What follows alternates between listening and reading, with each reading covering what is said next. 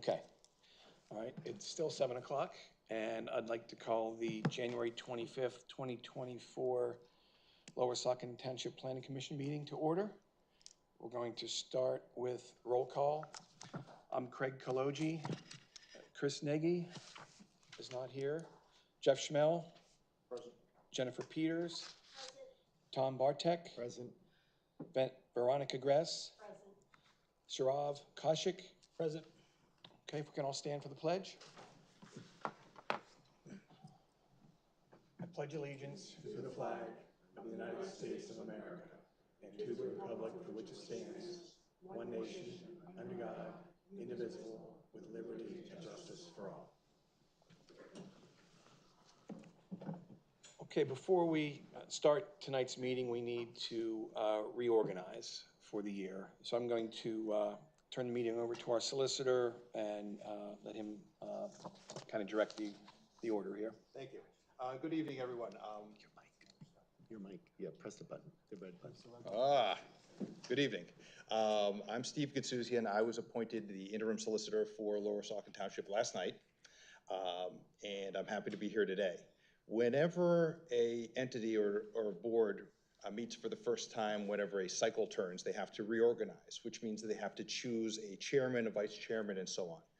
It can be a relatively formal or informal process. Normally, for a planning commission, it's somewhat informally done compared to others.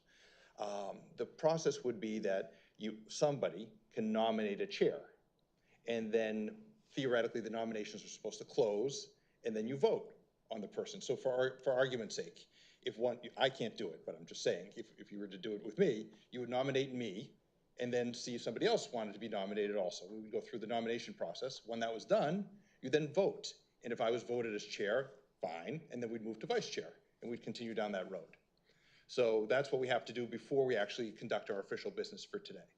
So the first question would be, would anybody like to make a nomination for the election of the chair? And it can be anyone who sits on the planning commission. It's totally your choice. I don't want to I'm new, so I don't want to volunteer anyone, but Mr. Kalogi has sat as the chair in the past. I'd like to nominate him to be chair. And theoretically, if we're going to do this as formally as possible, there would be a second. Does anybody want a second? I'll second. Very well. Are there any other nominations? And hearing none, then we would call for a vote. And the way this would work, Paul, do you normally do that, or would you like me to do that? Okay, then we'll call for a vote. And if we could either do it as a show of hands or go from left to right and just identify yourself and say yes or no. What's easiest for you guys? Oh, okay. I don't care. Okay. Veronica Gress, yes. Yes. Jeff Schmel, yes. I'll abstain. Tom Bartek, yes. Sharav Kaushik, yes. So that we can have the record reflect that it was a unanimous vote with one absence. Now we have a vice chair, and we have to nominate a vice chair for the planning commission. So would anybody like to make a nomination?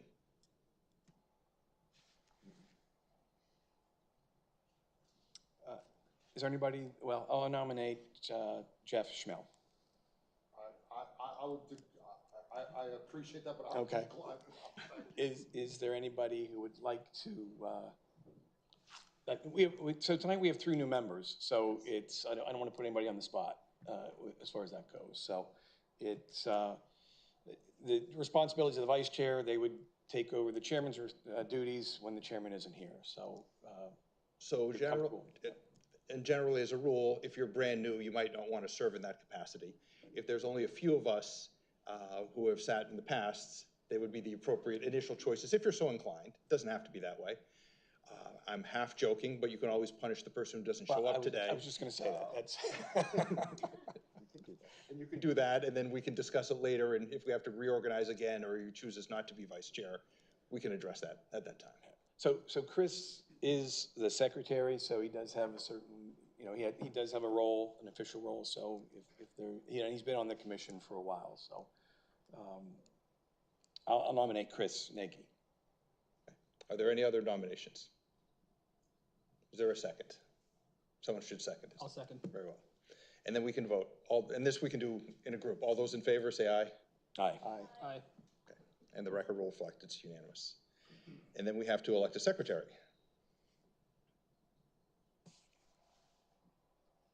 So the secretary's responsibilities are, if the chair and vice chair are not here, they would run the meeting.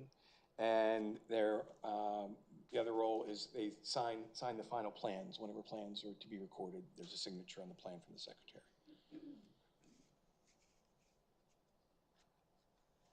So Jennifer, since you're not the newest member here, I'll nominate, oh, Chris, you just missed out, so. I'll nominate Jennifer for secretary. I'll second that. Thank you. Are there any other nominations? Hearing none. All those in favor say aye. Aye. All those against? And again, the record will reflect it's unanimous. And then I'll leave it to Craig if you want, or normally we will set our times for our meetings, and normally we rely on Molly and the staff to tell us when that is. They're generally the fourth Thursday of the month. There are, I think, 2 months, December and November, that we will do the third Thursdays, and we always met at 7 o'clock. So then what we do is we take a vote to go ahead and establish the schedule that Molly suggested. So I'll move that we keep the meetings at the fourth Thursday at 7 p.m. I'll second that. All in favor? Aye. Great, so that concludes the reorganization portion of the meeting. Chris, you weren't here, so I announced Chris arrived at, for the minutes at 7:05. And you are now the vice chairman, so.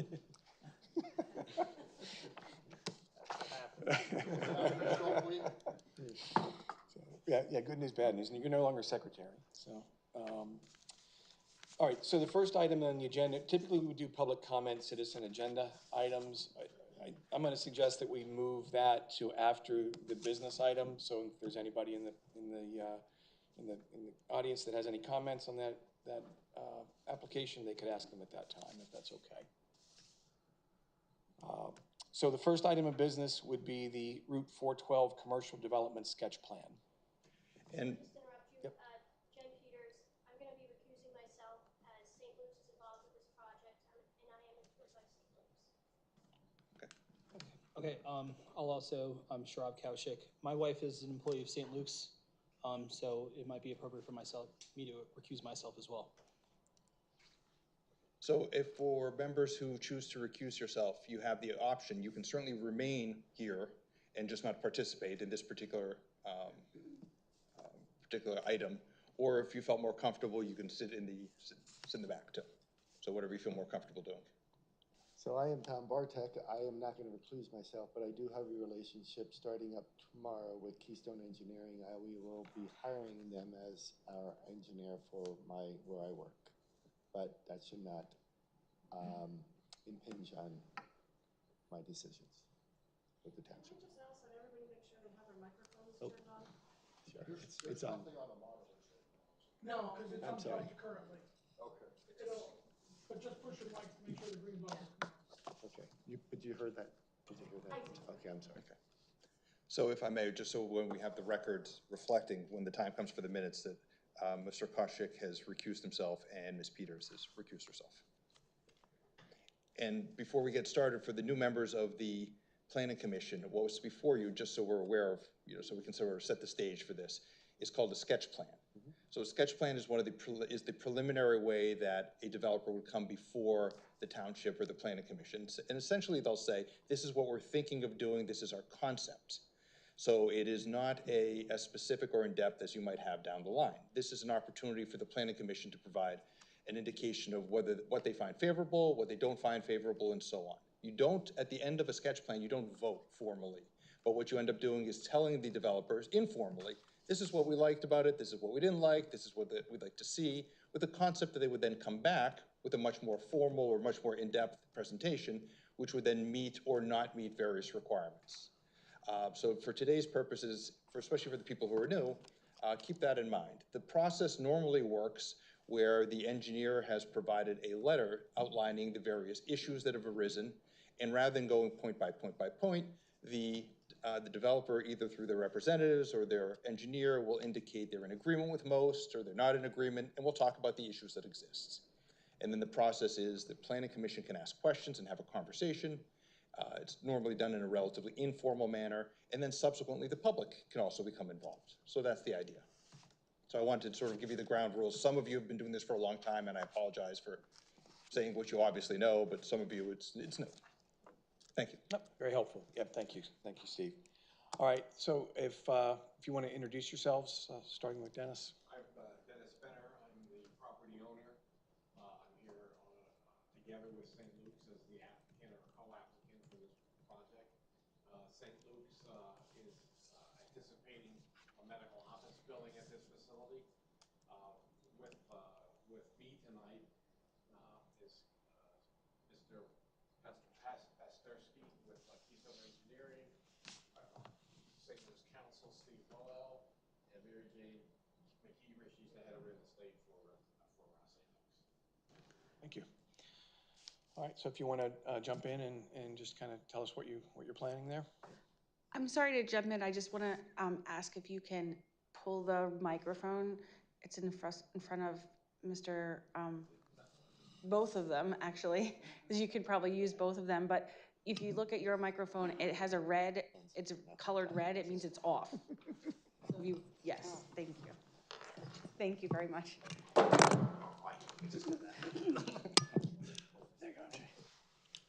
So again, I'll kick off very briefly. My name is Steve Bowell, as Dennis indicated. I'm legal counsel for St. Luke's. Steve candidly knocked off the first bullet point I had, which was explain what a sketch plan is. And as Steve indicated, we're here tonight to get your comments relative to the layout of the plan and those general comments, and also to have a discussion about the comments in the Township Engineer's review letter.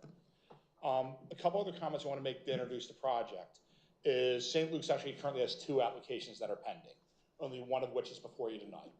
The first one is a sketch plan application, but within our initial due diligence with Dennis, we've actually identified that the development of a medical office, or any use really on this property, will require 4 zoning variances. Scott is going to walk you through what those zoning variances relate to. Having practiced in this township before, they're not unusual zoning variances. They have to do with things, and those of you that have been on the planning commission, you've probably heard these before, things like woodlands disturbance and steep slopes and things like that. Although those zoning variances will be heard by the zoning hearing board, one of the things we very much want to hear tonight are your feelings about those variances. Are you supportive of them? Do you have any concerns about them, and how can we address those concerns? Scott will go into greater detail, but to give you a 1 second, it'll be longer than 1 second, 10-second summary of the justification for the variances is where the driveway is in that property. That's where the bulk of those resources are. And that this driveway, as Scott will walk through, is located very, very intentionally where it is because it aligns with the shopping center, the giant across the street, which is really the only logical place on the property you can build that driveway. And that's a pretty, for us, very compelling legal hardship. So the batting order tonight is Mary Jane, who's the Senior Vice President of Real Estate for St. Luke's. MJ oversees St. Luke's real estate holdings, their leasing, their acquisition, and also a lot of the network development type issues. MJ is going to give you an overview of St. Luke's general intention for the property, and then Scott will go through the engineering details. MJ? Yeah, great. Thanks, Steve. Thank you all for your time tonight. We're very excited to be talking about this project, which we think will really be wonderful for Lower Saucon Township. We have a medical office building in Hellertown with a family practice and a lab outreach office. They're at capacity. We've been looking for some time for a great location, and we've been working with Dennis to acquire the property that's called the Buffalo LLC, right across from the giant shopping center. So St. Luke's, we have provided with you tonight, I think earlier, a sketch plan and I think some directionally an idea of what we would like this building to look like. I think we also provided you with pictures of other buildings that St. Luke's has constructed. We're working with architects. We think we bring a lot of beautiful buildings to communities. We want to enhance access to care for our neighbors.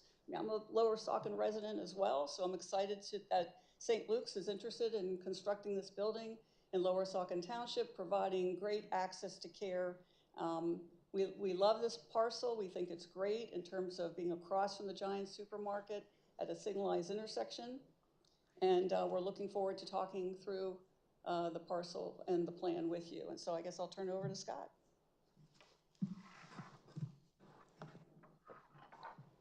This microphone is not staying on. Okay, thank you.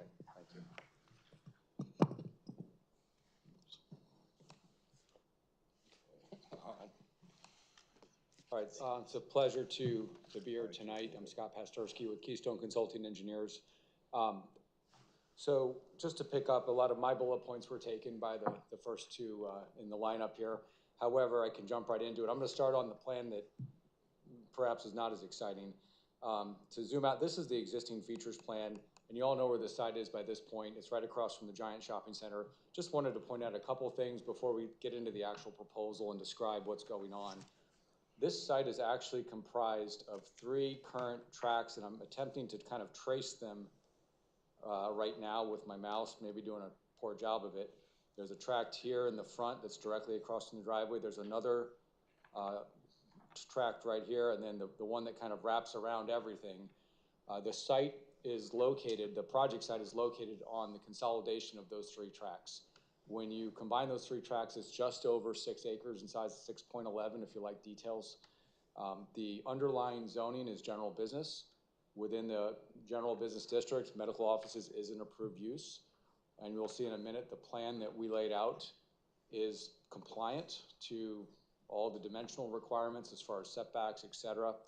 And again, this right here is the Giant Shopping Center, and I'll talk more about that in a minute. So let me go to the fund plan.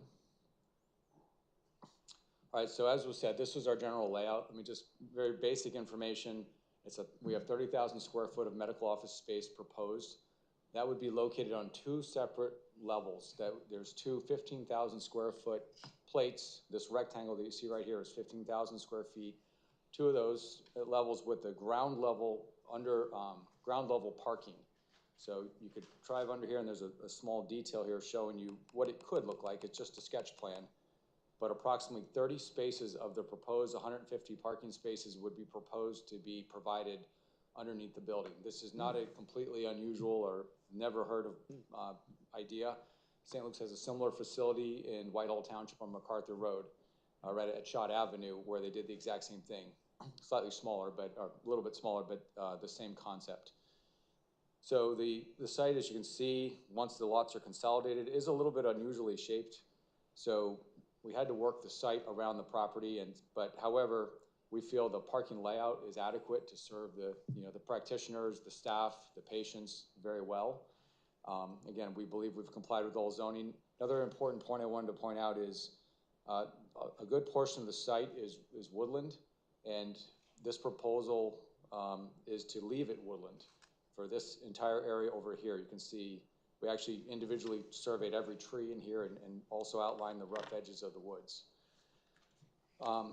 With regards to the access, again, for good access management principles, this is located right across from the Giant parking lot. That's a signalized intersection currently. It would remain signalized.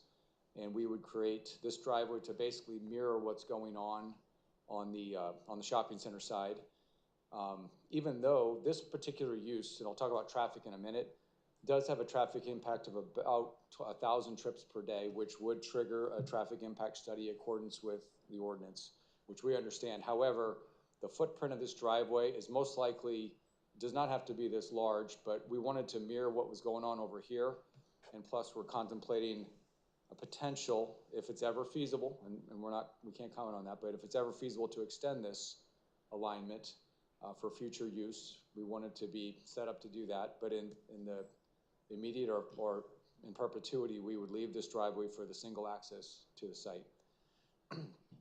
Excuse me. So moving on, with regards to traffic impacts, as I mentioned, it's a little over 1,000 trips per day based on current estimates using the ITE manual, which is the traffic geek way of determining these things.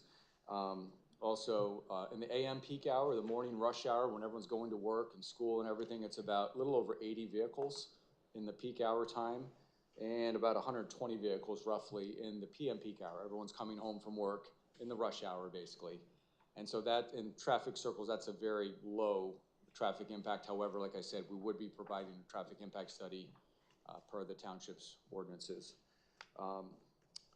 Moving on, we haven't, this plan is just a sketch plan, so it's not fully engineered. It's typical of a sketch plan. It just shows layout compliance with zoning, hopefully.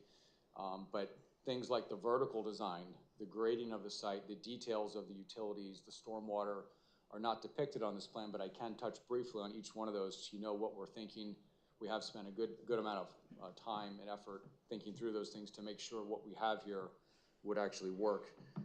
With regards to water service, there is existing water in the giant parking lot, actually, roughly where I'm motioning here. There's also water in Springtown Hill Road that kind of comes to this strange intersection down here. We have had discussions with the Lower Saucon Authority engineer, and although the most direct access to the site would be to connect it right here with probably a directional drill under the roadway, they have asked the applicant to consider connecting that utility to connect the loop. And in water engineering, having a loop system is generally better. It creates redundancy. If there's a problem on one area, you can still serve from another area. In addition, hydraulically, it performs better, is their belief. And I can't certainly comment on that, but certainly that would be considered as part of our application. With regards to sanitary sewer service, there's a existing manhole that it's off this page, actually. It's not depicted, but from the building would run along the right-of-way of Leesville Road or State Road 412, either across public right-of-way, the applicant's property, or Lower Saucon Authority property, if we can squeeze it in there, and direct to that existing manhole. Now, I think maybe some of you are not aware, but probably most are aware, if you've been here any length of time, the township has a lift station public works project that is in the process of being designed and bid out and things like that. So no sewer could flow down that pipe until that lift station was operational, constructed and operational, and so we understand that. Just briefly with regards to water, there is three-phase electric on the other side of Leesville Road. There's also a UGI gas, both with no issues perceived to serve the building in that respect. Lastly, and I'll be done, I know I'm throwing a lot of information. I want to open it up to questions, and I wanted to ask a few questions myself with regards to Hanover's letter. But with regards to stormwater, again, just a sketch plan, not fully designed. However, we are contemplating stormwater is mostly going to be managed with underground facilities under the parking lots, which is very typical for a development of this nature when you have space constraints and not a lot of open land, and would manage it with respect to rate control, volume control, most likely a spray irrigation system to spray the undeveloped portions of the proposed grass areas and even spray into the wooded area to meet the requirements of our DEP permitting and also the township stormwater management ordinance. And with respect to site grading, you know, it is a relatively steeply sloped site. It's about 7 to 8% average slope across as you go from west to east. North is to the right, should have mentioned that. And but we believe we can accomplish that. Hopefully, we might need a few retaining walls, but we believe we can largely accomplish that with just normal site grading. So I neglected to mention in the beginning, we are in receipt of Hanover's January 19th letter. And unless there's any immediate questions on my presentation, I did have a few questions for the board that I'd like to pose, but I think I'd open it up first to any questions you may have. The one lot on Springtown Hill Road that you're taking, there's currently a house on that lot that's gonna come down? Is that what's happening there? Yes. Correct. Okay. What's the setback from the building to the road? From the zoning setback? Yeah. Let me zoom in. I didn't memorize it. I believe it's 25 feet. Let's see if I'm right. Just to be safe, okay. There's a considerable, that area there is considerably higher than the parking lot at the Giant. Do you know the difference between that? I do. And you might be, I should address something here. We had this dashed out as a stormwater management area, which I completely realize that's at the top of the hill. So on first glance, what are you doing? You know, who hired this guy? What that's for, first of all, we can back pitch water into the basin. The initial intent was to take some water from Mount Pleasant Road and bring it into the basin and kind of overcompensate, basically let a little more water on the site run off and capture that. As we investigated it further, most likely there will not be a basin here. This would be an area reserved to spray. So that's in order to manage the water, we have to spray the water into grass areas or undeveloped areas. And it's probably going to be more useful as a spray area than it would be as a basin. Again, just a sketch, not fully evaluated. However, that's where our current thinking is on that matter. What do you anticipate the cross slope on the parking lot to be? That's a great question. Industry standard is 5% or less for a parking lot. Otherwise, you get things like doors banging into other cars and We're things like definitely gonna be under 5%, right? I mean, 5% is pretty steep for a parking lot. Right, it's an industry maximum. It's not necessarily a desirable. I like to keep them at 4%, and that's just the way, 20 years ago, that's how my boss taught me. So we're gonna try to maintain a comfortable slope. Most likely, we will have, the building itself will be elevated a few feet above the road, so that's gonna take care of some of the grade difference. We'll pitch the water away from the building, probably create a gutter line either here or maybe here, and come up as fast as we can without sacrificing the quality of the parking lot. So that could be 3%, that could be 4% if, depending on the way it's pitched. If it's pitched along the longitudinal portion of the car, that's not as bad. If the cars are stacked sideways and they're on a steep slope, you open the door and there it goes, and you get a nick in whoever's parked next to you. So that has to be looked at very carefully and thought through and make sure it's something that we're gonna be happy with when we're done. To answer your question directly, about 3 to 4% is what we'd end up with. So I have a question. Has the land been perked? Excuse me? Have you perked everything? Have you done your work?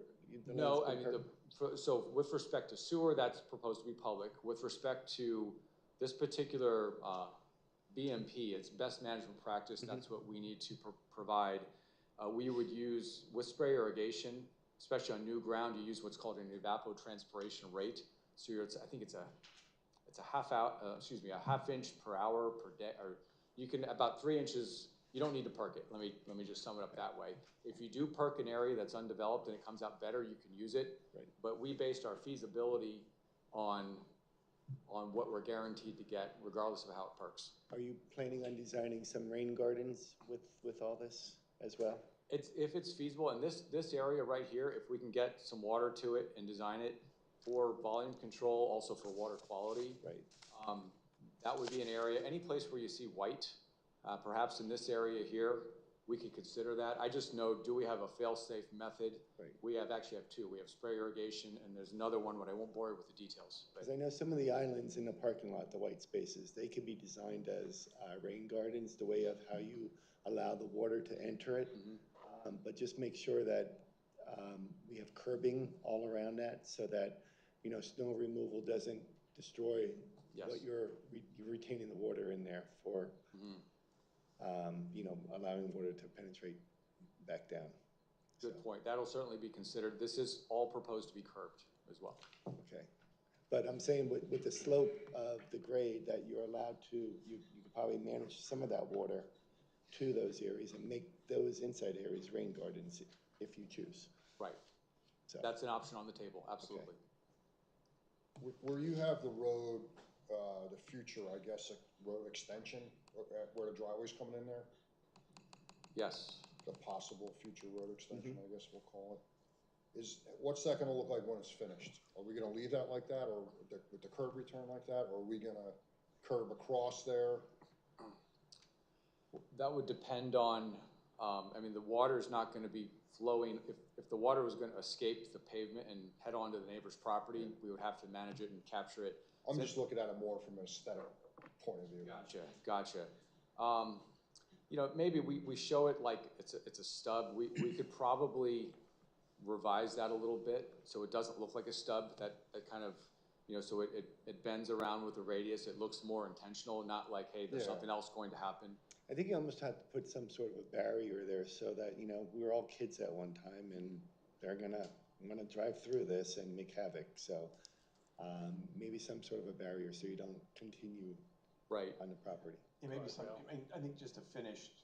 Yeah, that's the finish. point I was making. Yeah. If we actually curb that, Right. we don't need a barrier, Right. and it'll look nicer and But- finished, But you know? provide that right of way to the property line. And how would you envision that being constructed in the, say, if it ever comes to building that in the future, would the property owner be responsible for building that portion of that, the remainder of that roadway? You mean the extension of the Yeah. roadway? I would, I don't know, I can answer that right now. That's something that would have to be discussed. Yeah. Well, yeah, I mean, I think that might be something that, well, when we get into the plan itself, that's a detail we'd probably like to get worked out. I mean, certainly you're not responsible for off your property, but maybe on your property, so to finish that road at some point in the future. Yeah, I mean, MJ will say it, I think St. Luke's would be thrilled if that became a through road right there. Beyond the benefits to the community, I mean, obviously, for the hospital, and I think the township could expect full cooperation Right. from St. Luke's through that process. And there might be a desire to make that even, offer for public dedication, if we want to make it a through road and discontinue, do something else with the road alignment through there, make that part of an official township roadway. Yeah, I mean, as a part of land development, we're more than happy to work through those details. It would definitely offset the awkwardness of entering Spring Road from 412, which is always is a high traffic area, for the future. One of the whole purposes for this was an anticipation at some future point, be able to connect that up. Mhm. Yeah. Yep, I see that. It definitely does. Mhm. I have a question about properties. So on Springtown Road, there's two properties, correct? One on either side One of our on the other side, property. and then Yeah. one on the back by Mount Pleasant. And is that all grass behind that property of Mount Pleasant and in between Mount Pleasant here, right? Or- Yep, and this property, this is, This is the driveway. what's all this? That's all woods. That's all woods. So what I'm getting at is light pollution. All these big buildings go up, and you're a neighbor, you're used to darkness. I don't like light pollution at all, and I don't think there's consideration.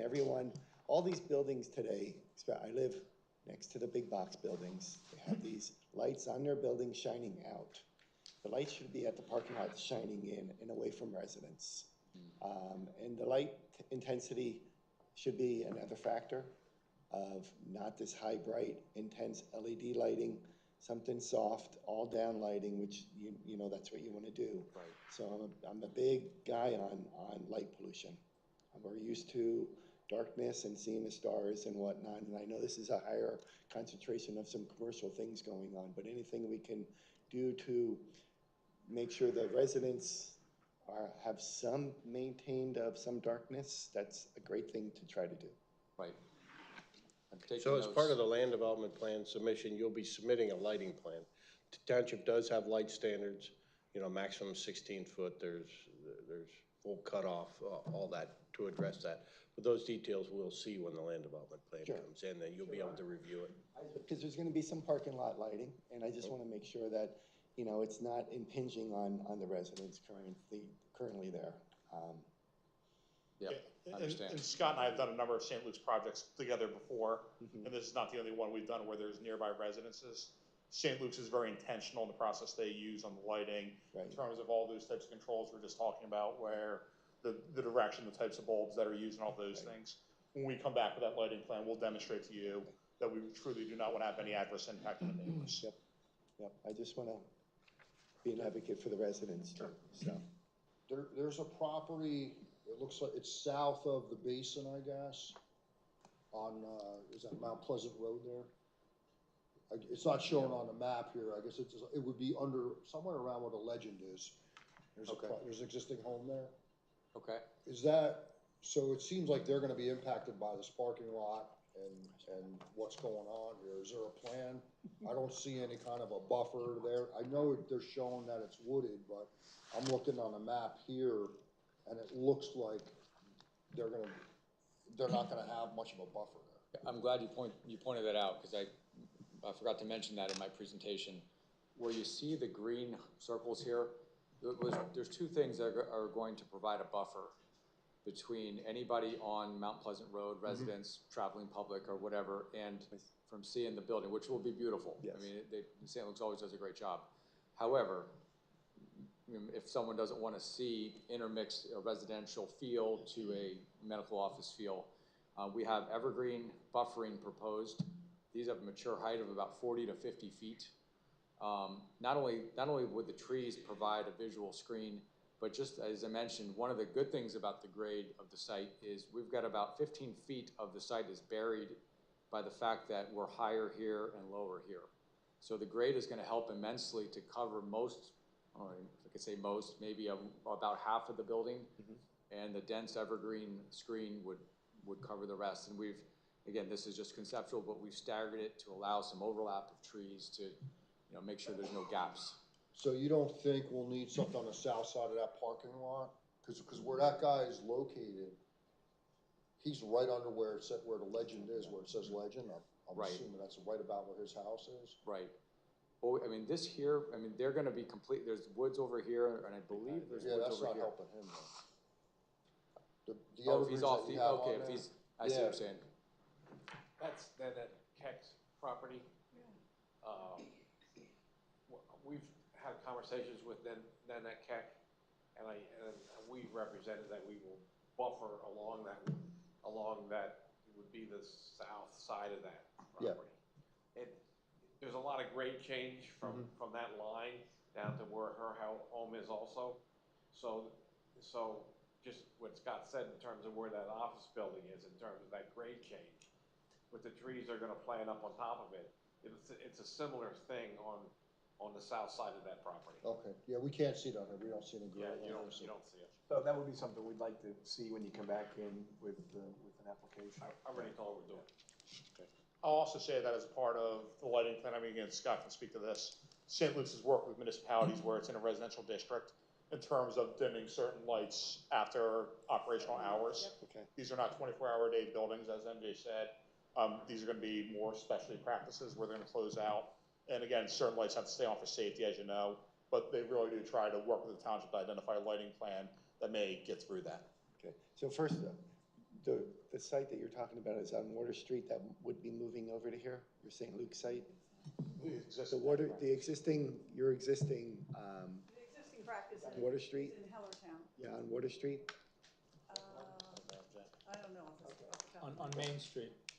It's not on Main Street. No, it's on Water Street. Fine. All right, that's not, but my question, is it Front Street? I'm sorry, Front Street, yes. So my next question is this, the other thing I like to see is a lot more green over the parking lots to shade the parking lots, the asphalt. Oftentimes it's just a sea of black asphalt, and it's just heat after heat after heat. And anything we can do to protect the environment by planting more trees. I know it's a cleanup issue, but it does help. Part of what we're all trying to do is get a better green earth. Right, so, agree, similar to the lighting, that'll be part of the land development, we'll have a landscaping and lighting plan, actually they'll be separated. Okay. In the landscaping, the ordinance has some, I think it's one tree every 500 square foot of impervious surfaces is required by the ordinance, and that'll all be detailed on the land development. I do have two sort of planning issues to start to think about when you put the plan together. So the township has historically recognized that the alignment of Spring Hill Road and 412 is not the best alignment in its current condition. So the township has in the past studied a connection like this from across the street from Giant. The question is, no one has ever decided where it will end up, whether it'll end up on Mount Pleasant or Springtown Hill. If the township gives some thought to that now, at least we can point your portion in the right direction, at least to the best that we can now, so that you don't build it and somebody has to move it in the future. That's the first thing. And then the second thing, for the benefit of the new members especially, as Scott mentioned, the Lower Saucon Authority has a temporary pump station for sewage right now in that triangle at Springtown Hill and 412. Okay. That is being eliminated and moving further north. when that happens, council has to decide what properties get allocated that sewage. So that I do not believe that's happened from the council aspect. So that particular allocation has to be sought by St. Luke's with the council as they determine what the service area of that pump station will ultimately be. Absolutely. St. Luke's acknowledges and knows that they'll have to go for an amendment of the 537 plan as a part of this process. So this particular property is not in the sewer service area currently? Well, the current pump station really doesn't have a sewer service area. It's giant, you know, but there was sewage planning done for the new location, but that actual allocation step that council has to make and acknowledge what that area is, I do not believe they've done that yet. And I mean, I'm sure it has a certain capacity. Is that capacity, It has there's more demand capacity. than what the capacity is going to Yes, exist? the Okay. authority knows what that is and will communicate that to the township when the allocation portion comes. Makes sense. Yeah, we appreciate that comment. We understand that. Just got two more things just to facilitate the discussion on them. Can you talk about the variances? And then I think you did say you had a couple questions on the letter. One of the we can start with what Attorney Boyle is mentioning. If we can skip to the zoning comments. Does everyone have a copy of the letter? Zoning comments are on, looks like section B. This is the Hanover January 19th letter. I do have a couple extra copies.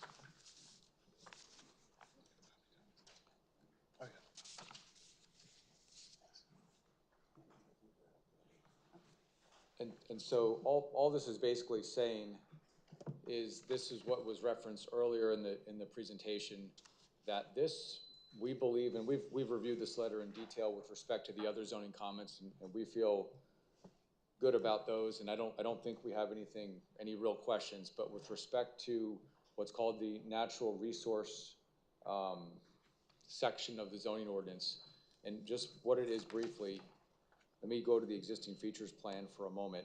You can see them mapped on this plan. The zoning ordinance identifies several types of items that would be on a site that would be considered a natural resource. That would include a woodland, that would include a steep slope area. Sometimes if it's the combination of the two, that's called a environmentally sensitive woodland. So these, and the steep slopes in particular, are divided up into ranges. So I think it's 0 to 8 is one range, 8 to 15, 15 to 25% slope, and then greater than 25% slope. And the intensity of those slopes are indicated by the darker shading in these areas. So long story short, there's a significant portion, as Steve had said, of those natural resources. You can see the steep slopes here right across from the driveway. You can also see the woodlands. Actually, here's the edge of the woods right here. A lot of those woodlands are getting disturbed, in addition to elsewhere on the site as well. That our layout, in any way we've tried to do it, cannot avoid exceeding the allowable disturbance areas that the zoning ordinance outlines. So we have done a calculation of natural resources, which is just an itemized area calculation of each resource individually. And in doing so, we exceed the amount of area that we're allowed to disturb. And I won't rattle off the amounts, but, well, I guess I will, because it won't take but a moment. In slope areas of 8 to 15%, we are allowed 0.34 acres, and we're disturbing 0.79 for a difference of almost half an acre. 25% or greater slopes, we have a relief of 0.07 acres that's required. For natural resource of woodlands, we have almost 3/4 of an acre that we can't meet.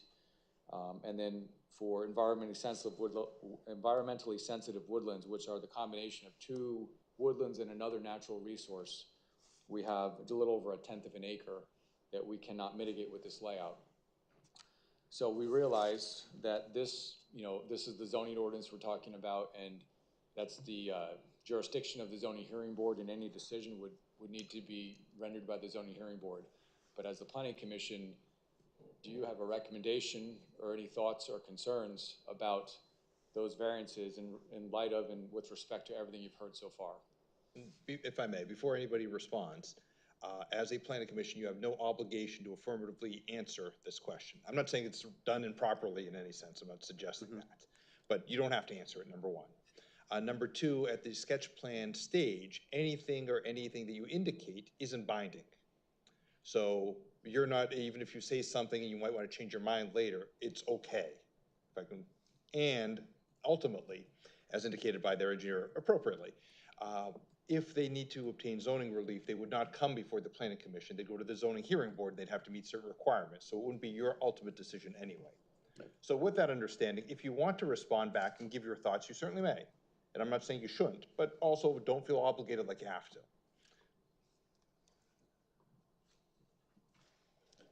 I'm gonna respond. So, any of those disturbances would require the retaining walls, and that's what you spoke of. No, I'd hire elevation areas. That's where the retaining walls are gonna be coming in. No, it wouldn't be pertaining, it's just the parking area, the driveway and parking areas, if you will, step on those environmentally sensitive areas. Right. And we can't do this layout without stepping on those areas. Okay. Sorry about that.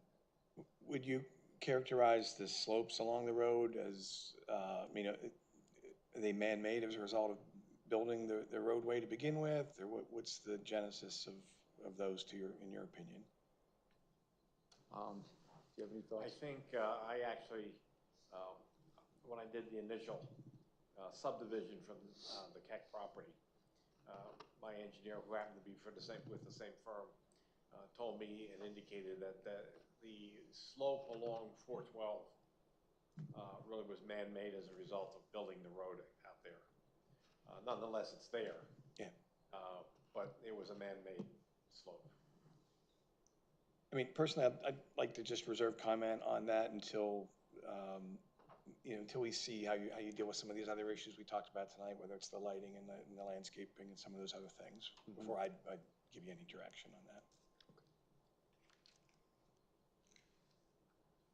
You didn't have any geotech studies yet or anything of that nature done? Or have you? Not geologist studies basically for infiltration, no. Okay. Not yet, no. Okay. As part of the initial subdivision, I did have perk work, one of your questions, perk work done here. And this property does perk. Okay.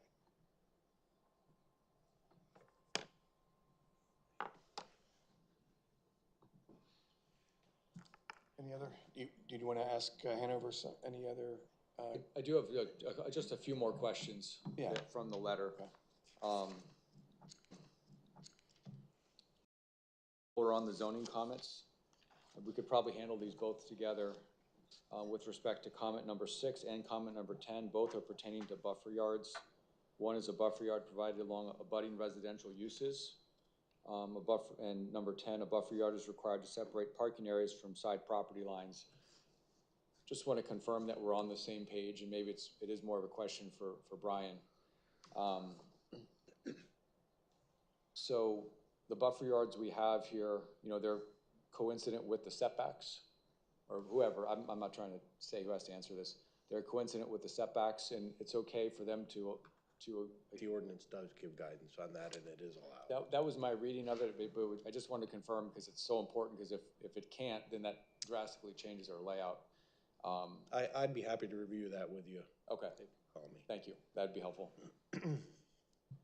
All right, and so the buffering, like I said, we did have the opportunity, not me personally, but to meet with the township staff, and we indicated some of the concerns that were expressed here about buffering from the residential neighborhood, and so we did, in response to that, provide the buffering along Mount Pleasant. But as far as side lot lines and things like that, what would the expectation be as far as if there's existing woods there, would that count as buffering? Do we have to plant more trees on top of that? It's really a minor detail, but I wanted to get some clarity. It can, and it's a matter of you explaining to them and showing them what's there to say it meets the requirements of buffer. And then it needs to be protected and identified as a buffer, just like a new buffer would be, so that they're not cut down the next day, so. Gotcha. Okay, fair enough. I think I got my answers unless someone else wanted to Yeah, I comment. mean, I think that Okay. answers that, yeah. And I just had actually two more questions on this letter. If we can actually go back a page. Comment number, it's the subdivision and land development review. Comments number 5 and 7. So these are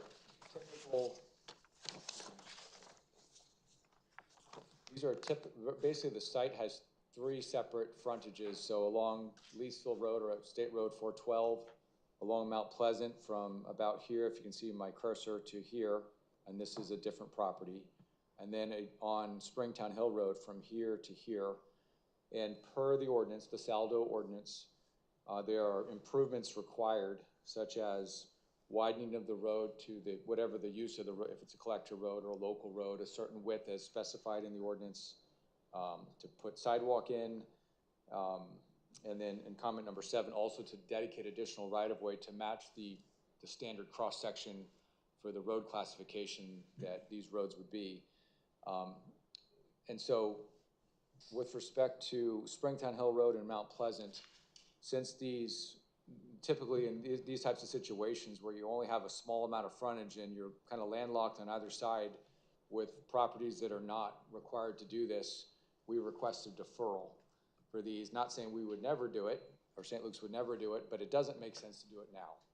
And so for these 2 properties, for the road wide, because think about it, if you're driving down the road and this road is say 22 to 24 foot wide, and then it gets to be 30 foot wide, and then it stops again abruptly, and there's sidewalk only for a stretch of the road, it seems a little out of place. So I wanted to get the planning commission. Sidewalk on the adjacent properties? Is there? No, no. And the township would decide when that deferral would be called in, when it was appropriate. You'd have the township would have the complete authority as to if and when that ever occurs. Upon the approval, St. Luke's would sign an agreement or whatever, a plan note, whatever's required, saying that whenever someone else widens that road and puts a sidewalk in, they have to install it. And the network actually just had to go through a project over in South Whitehall where they had to install a sidewalk under those circumstances. And that would be for all 3 of your frontage roads, that you'd request that deferral. Well, the only difference is on SR 412, since it is a PennDOT road and we will have a PennDOT highway occupancy permit, we would actually request a waiver because, you know, PennDOT's going to dictate what that road needs to look like. Okay. So the request would be a little different for that. Yeah, and so we'll have to deal with that when the actual submission comes in, 1 waiver and 2 deferrals. But I mean, the township's ordinance could tell you need to curb and sidewalk that for 412. I think that would result in much greater natural resource disturbance if you wanted that. And I don't think there's any of that until you get up into Hellertown anyway, but that is some discussion that you'd have to have. If anybody right now says, no, that frontage needs curb and sidewalk, then, I mean, that's a good discussion, but they would need some direction on that. Well, some indication, I don't want to say direction, but you do run the risk if you come in and township council says you have to curb and sidewalk 412, your natural disturbances. I see.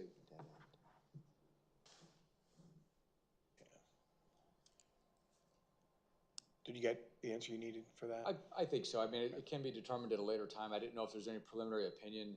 I mean, that's typically what we do, not that that matters necessarily, but typically we would defer such a requested deferral for these items. Usually it depends. It depends on the circumstances of your township, and ultimately it's your decision and the ultimate decision of the supervisor or the council, sorry.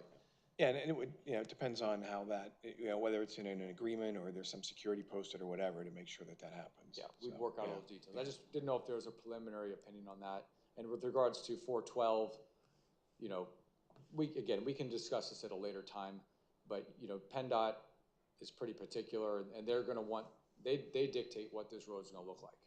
And usually that's grounds for that, but again, I think it's a discussion for a different day. I guess, will there be a crosswalk or anything at this location? If anybody wants to go get lunch or something over at the Giant Complex, that, you know, can walk across the street? And Yes, there would be, and we've kind of tried to depict that in conceptually here. There would be traffic signal poles there, pedestrian signalization. Might have seen like the flashing man hands, so it's a man when it's okay to walk, and a hand when it's not, and you know, whatever PennDOT I don't know. There's whatever the latest PennDOT requires would have to install. So is your plan gonna have sidewalk like it's shown on here when you're submitting the PennDOT? It will have sidewalk along the state highway like we're submitting. Like this sidewalk right here, that would be on the PennDOT plan, yes. PennDOT requires that there be either a wide shoulder or sidewalk. It's a requirement of PennDOT. And Hanover made a comment about site circulation and sidewalk. I acknowledge there's a couple of things we need to clean up here to make it better, and we can work together on that.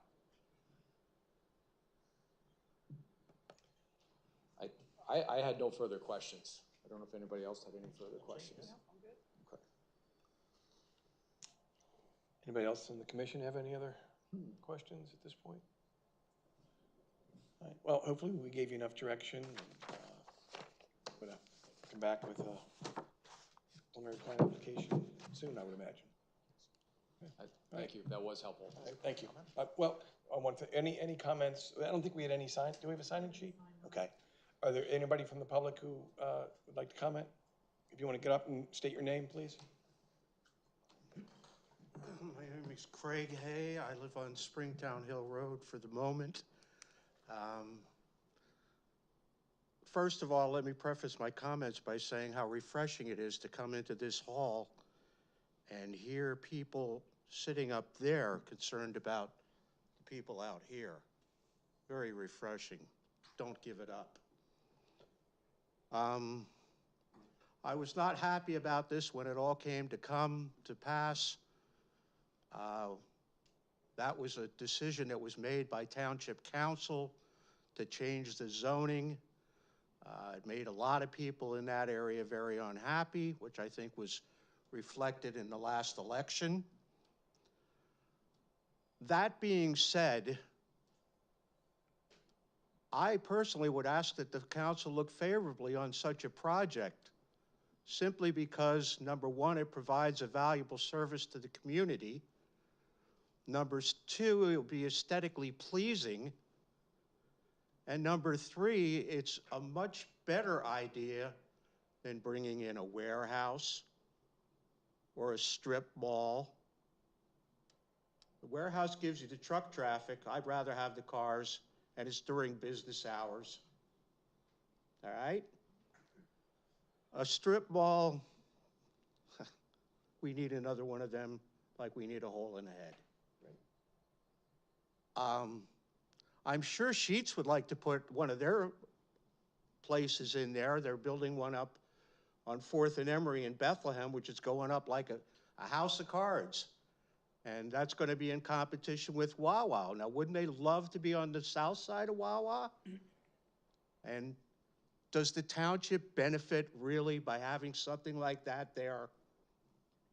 I don't see it. You've got positives going here. Something that most people aren't going to appreciate is leaving those trees in place.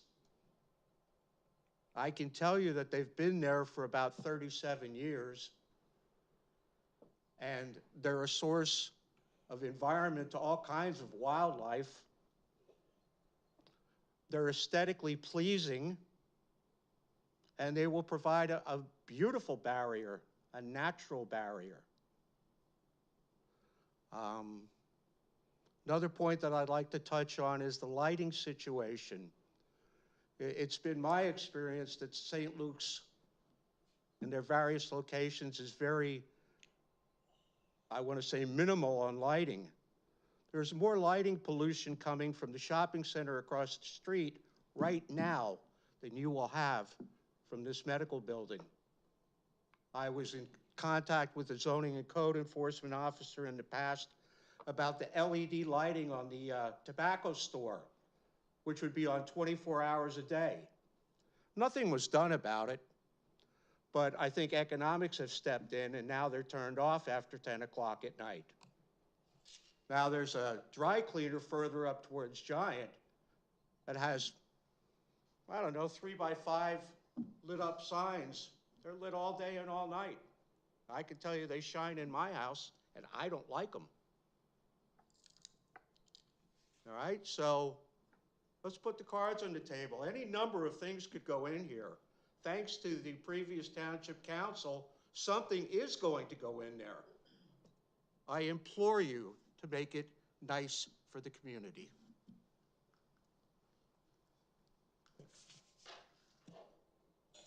Public comments, questions?